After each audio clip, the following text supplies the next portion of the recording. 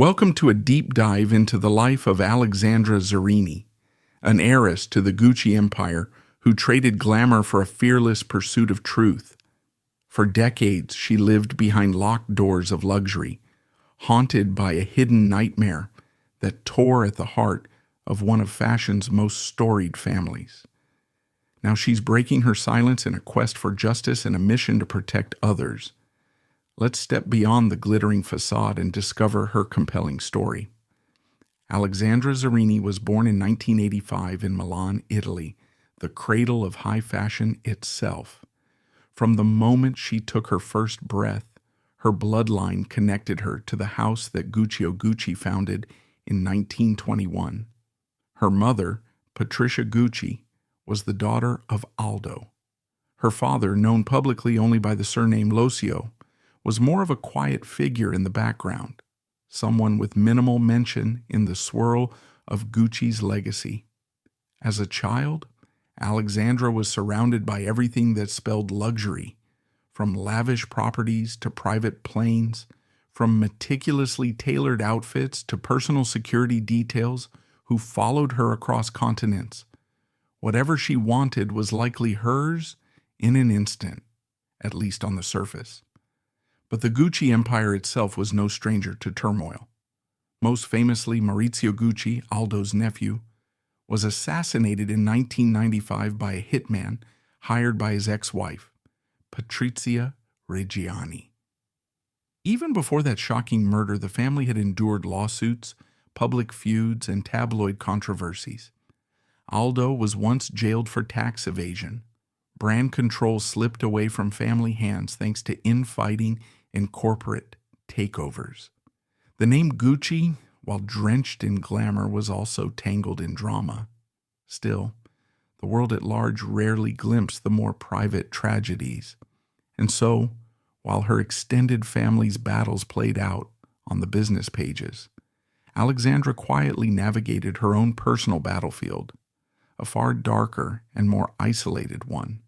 Her earliest childhood memories were a swirl of grand homes in Beverly Hills, quick dashes to Milan or London, and rooms filled with priceless art pieces.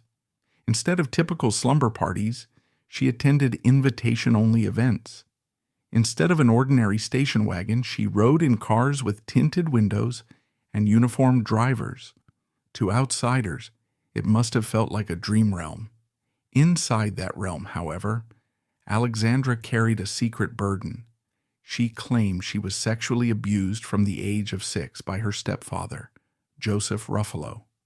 The alleged abuse began in 1991, only a few years after she'd started to form her earliest memories of the world.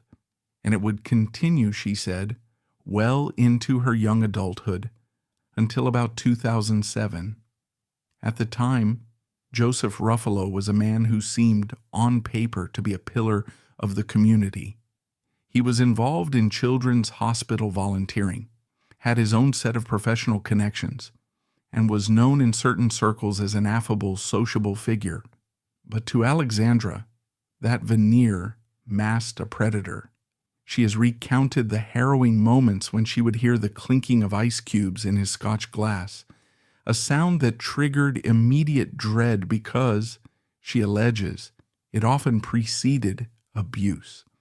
In a world where her mother was supposed to be the protector, Alexandra says she found no safe harbor. According to her lawsuit, Patricia Gucci was sometimes physically abusive as well, or at least complicit in Joseph's actions.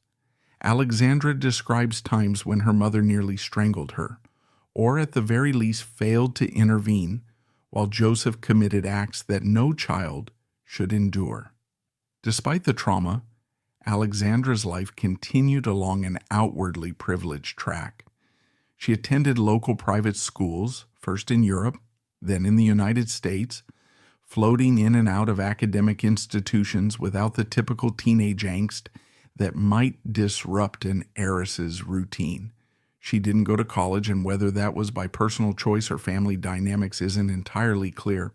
But what is evident is that she spent much of her youth struggling in silence. She developed coping mechanisms that reveal the deep scars beneath the polished exterior: obsessive hair pulling, compulsive skin scrubbing in the shower, lingering nightmares. By the time she was in high school, she'd even attempted suicide, an act she later attributed to the insidious weight of secret abuse. During these years, the world outside never suspected.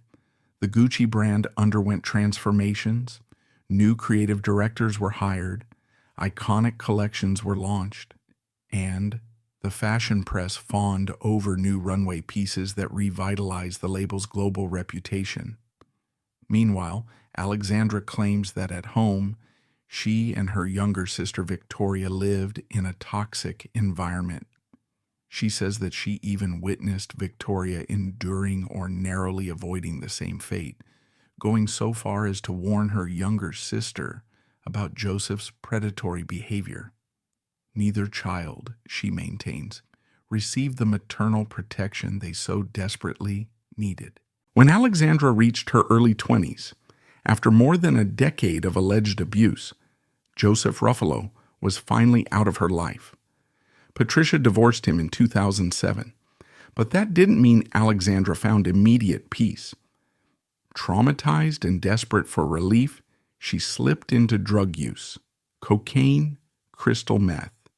She has alleged that Ruffalo himself encouraged her to use drugs as a way to keep her sedated, pliable, and under control. The addiction spiraled, culminating in stints at rehab facilities like Sierra Tucson, where she finally achieved sobriety around 2015. Yet, even as she battled these personal demons, she was still grappling with a family that, in her view, preferred to hide behind denial rather than face the horrifying truth. Despite all of this inner turmoil, Alexandra managed to build fragments of a life that stepped out of the Gucci shadow, at least partially. She married Joseph Zarini in 2016, and they soon had a child together. She also pursued entrepreneurial goals, founding the Alexandra Gucci Children's Foundation, AGCF, in 2020, an organization devoted to preventing child sexual abuse, arguably a direct product of her own experiences. Around the same time, she launched a boutique fashion brand under the AGCF name, culminating in a store on Rodeo Drive in Beverly Hills. To some, it may have seemed like she was drawing upon the Gucci lineage to start her own legacy. To Alexandra, it was likely more of a statement that her life would no longer be defined by the secrets of her past. But that same year, the dark cloud returned with a vengeance. She decided to go public, filing a lawsuit in Los Angeles against Joseph Ruffalo, her mother Patricia, and her grandmother Bruna Palombo. She alleged not just 16 years of ongoing sexual abuse at Ruffalo's hands, but also a systematic familial cover-up. The suit stated that Patricia and Bruna were complicit. They either knew or should have known, and that they threatened her with disinheritance if she ever dared to speak out. By adding her mother and grandmother to the suit, Alexandra declared war on the Gucci family's code of silence. Suddenly, tabloid headlines materialized. Gucci heiress accuses stepfather of sexual abuse. Gucci family rocked by new scandal, and so forth. What was different about this scandal, though, was that it had nothing to do with corporate takeovers or brand politics. It was purely personal and deeply disturbing. In the lawsuit, Alexandra painted a picture of a childhood home rife with manipulation and terror. She recalled her grandmother Bruna allegedly telling her at age 16 to keep her mouth shut for the family's sake. She recounted episodes where her mother's response to her cries for help was either to ignore them or lash out violently. Joseph Ruffalo, she claims, not only committed the abuse but sometimes filmed it, leaving Alexandra feeling both violated and blackmailed. The emotional toll was staggering. She endured mental health breakdowns, addiction, and a near constant fear that if she did speak, she'd lose everything, including her sense of self. For their part, Patricia Gucci and Joseph Ruffalo vehemently denied the charges. Patricia, who had divorced Ruffalo years earlier, claimed she never knowingly enabled any abuse and that she herself was a victim of manipulation. Ruffalo dismissed Alexandra's accusations as the fabrications of someone unstable, turning the blame back onto the accuser, as is tragically common in such cases. Meanwhile, Alexandra also implicated her grandmother, alleging that Bruna had threatened her to maintain secrecy, though Bruna never publicly addressed these claims in detail. The litigation forced open a Pandora's box of allegations and counter-allegations, including one from Patricia, stating that Alexandra was exploiting the lawsuit for money. Patricia even filed a motion suggesting Alexandra's sister Victoria had also been victimized, thereby painting a picture of a broader family tragedy. Police reports were filed in Beverly Hills, Riverside County, and even with Britain's Thames Valley Police, apparently tied to the times the family spent in England. But the wheels of the criminal justice system ground slowly. As of 2020, no criminal trial had moved forward to a conclusive verdict, leaving Alexandra in a legal limbo. She was forced to endure not only the emotional pain of reliving her trauma, but also the public scrutiny that comes with lawsuits involving high-profile families. Some critics in the media speculated about her motivations, while others championed her as an icon of the Me Too era. Someone unafraid to confront a legacy built on silence and intimidation. Amid these revelations, one detail stood out. Unlike many Gucci heirs who had historically fought tooth and nail for a share of the family fortune, Alexandra seemed almost indifferent to the financial aspect of the dynasty. Her personal net worth by 2023 was only around $1 to $2 million, a modest figure by luxury goods heiress standards, suggesting she'd never truly cashed in on her lineage. She had once worked in the family office, had a stint in an art gallery, and later launched her own philanthropic and fashion ventures. But the sweeping Gucci millions, those that might have been hers by birthright, remained largely out of her reach, or perhaps out of her interest. By filing the lawsuit, she all but guaranteed that any future inheritance might evaporate, a reality she seemed prepared to accept if it meant exposing the truth. During this period, she found a new sense of purpose in speaking out against child sexual abuse. She founded the Alexandra Gucci Children's Foundation with a mission to educate communities about spotting grooming behaviors, advocating for tighter regulations in youth organizations, and pressing governments worldwide to treat child sexual abuse as a public health emergency. As a keynote speaker at Ignite 2021, she stood before an audience of professionals, survivors, and advocates, sharing her story without naming her abuser specifically. But everyone knew whom she was referring to. She also lobbied for a United Nations accord to strengthen international cooperation on child protection laws. This activism became a cornerstone of her identity, a way to transform the horrors of her past into a platform for systemic change. By stepping into the public arena, Alexandra faced harsh blowback. Critics insisted she was tarnishing the Gucci name for personal gain. Others labeled her recollections as unreliable, pointing to her history of drug abuse as evidence of compromised credibility. Family loyalists might have whispered that she was simply a black sheep looking for revenge or attention. On the flip side, many sexual abuse survivors found hope in her testimony, seeing her as someone who overcame immeasurable obstacles to stand in her truth. In interviews, she rarely looked triumphant. Instead, she had the demeanor of someone relieved to shed her burden, but exhausted by the cost of the process. She gave up her anonymity to ensure that no other child would have to endure what she did while living under the blanket of a revered family name. As the legal case trudged forward, more layers of the family dynamic were peeled back. Patricia, once perceived by onlookers as a glitzy Gucci daughter who traveled the world, now had to reconcile her own image with allegations that she not only ignored Alexandra's cries for help, but also physically assaulted her. Court documents recounted episodes in which Patricia may have slapped or choked her teenage daughter, possibly as a twisted form of discipline or an attempt to keep Alexandra from revealing the truth. It was a portrait of a home life so far removed from the sleek Gucci brand campaigns that graced billboards worldwide. If half of what Alexandra claimed were true, it confirmed the suspicion that behind some of the most celebrated dynastic families, the darkness can be every bit as intense as the glitz.